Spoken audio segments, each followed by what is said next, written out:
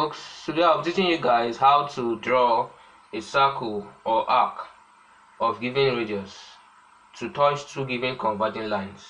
Now we have two converging lines here. We have line OB and line OC. Now in this case, the first thing to do is to draw lines parallel to line OB and OC at a distance equal to the radius of the required circle. So just in case you've not watched the episode on drawing parallel lines, all you need to do is you open your compass to the required distance of the parallel lines. So, or rather, open your compass in this case to the radius of the circle. So assuming we are doing a circle of radius 1.5 centimeter, I open my compass to 1.5 and pick any point, two or more points on the line.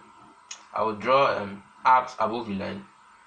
So in 2 points close to the edges of the line. So these 2 points are close to the edges of line OB. So next I will join the tops of the lines together. So I've joined the top of now with a construction line. Now I'll repeat the same procedure for line OC. Now you can see that these two parallel lines intersect at a point. Now this is the point where they intersect. Let's call this X.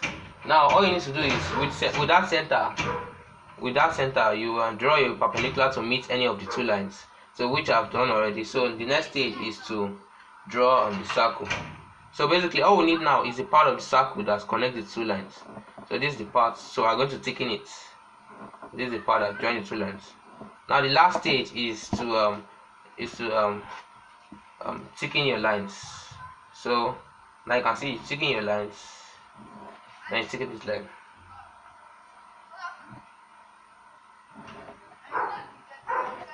Now this kind of question is similar to the questions you would see in principle of tangency. Thanks for watching.